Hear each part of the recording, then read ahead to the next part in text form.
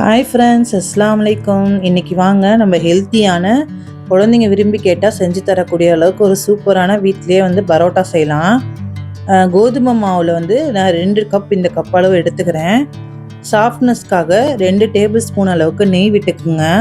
இது நான் வீட்டிலே காய்ச்சி வச்சுருந்த நெய் தான் விட்டுருக்கேன்.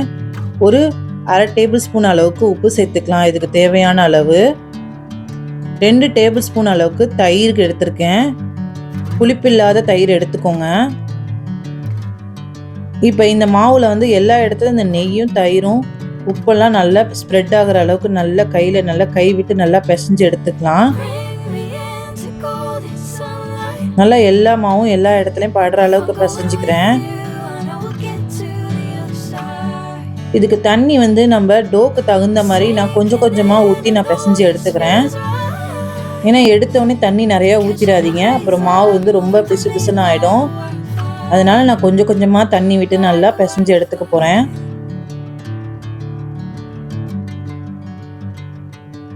இதேமாரி நான் எல்லா தண்ணியும் கொஞ்சம் கொஞ்சமாக விட்டு நல்லா ஒரு சப்பாத்தி பதத்துக்கு நல்லா பிசைஞ்சு எடுத்துக்கலாம்.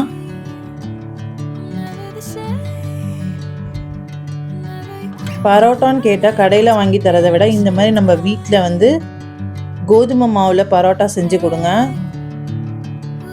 பிள்ளைங்க நல்லா விரும்பி சாப்பிடுவாங்க.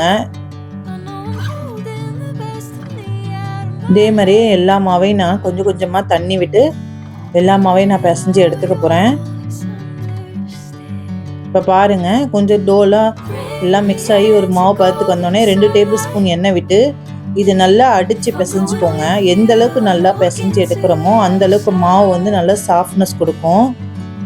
அது சப்பாத்தி ஆகட்டும், பூரி ஆகட்டும், பரோட்டாவாகட்டும், எல்லாத்துக்குமே நம்ம பிசைறதுல தான் இருக்குது. நான் நல்லா இது மாதிரி அடித்து நல்லா பிசைஞ்சிக்கிறேன்.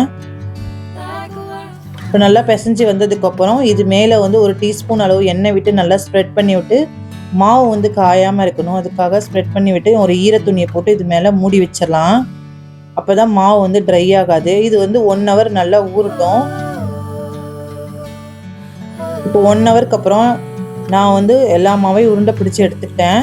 இப்போ ஒன்று நம்ம தேய்ச்சி எடுத்துக்கலாம். நீங்கள் பரோட்டாவுக்கு தேய்க்கிற மாதிரி எண்ணெயிலே ஸ்ப்ரெட் பண்ணி கூட தேய்க்கலாம். ஆனால் நான் இன்றைக்கி மாவு ட்ரை மாவு தான் எடுத்திருக்கேன். மாவில் நல்லா பெரட்டி ஒரு அழுத்தம் கொடுத்ததுக்கப்புறம் இப்போ தேய்ச்சிக்கலாம்.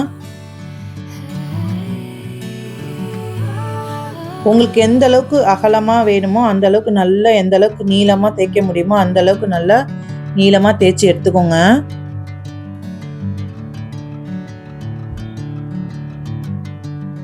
நான் நல்லா இந்த அளவுக்கு பெருசாக தேய்ச்சதுக்கப்புறம் ஒரு கத்தி வச்சு நல்லா கீறல் போட்டுக்கலாம்.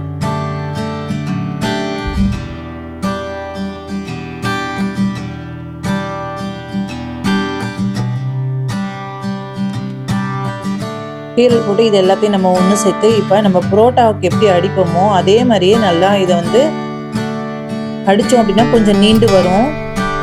இப்போ இதை நல்லா டைட்டாக நல்லா சுற்றி சுருட் பண்ணி வச்சிடுங்க. இப்போ இது மேலே ஒரு டீஸ்பூன் அளவு எண்ணெய் விட்டு நல்லா ஸ்ப்ரெட் பண்ணி விட்டு நல்லா ஊற வச்சு வச்சுருவோம். இதே மாதிரி எல்லா மாவையும் நான் சுருட்டி வச்சுக்கிட்டேன். இப்போ நம்ம அது ஒரு 1/2 ஹவர் ஊறினதுக்கப்புறம் ஒவ்வொரு மாவையும் சுருட்டி வச்சதை தேய்ச்சி எடுத்துக்கலாம். உங்களுக்கு எந்த அளவுக்கு பெருசாக வேணுமோ அந்த அளவுக்கு நீங்கள் நீட்டிக்கோங்க. சின்னதாக வேணும்னாலும் சின்னதாக நீங்கள் தேய்ச்சிக்கலாம். இப்போ நல்லா தவா சூடாயிடுச்சு. இப்போ நம்ம 2 சைடும் பரட்டி விட்டு எடுத்துக்கலாம். கொஞ்சம் நல்லா அந்த மாவு சூடானதுக்கப்புறம் எண்ணெய் விடுங்க. எடுத்தோடனே எண்ணெய் ஊற்றிடாதீங்க. இப்போ 2 பக்கமும் நல்லா மீடியமான ஃப்ளேமில் எல்லா ஓரங்களும் நல்லா வேகிற அளவுக்கு நல்லா சுற்றி விட்டு நல்லா வேக வச்சு எடுத்துக்கலாம்.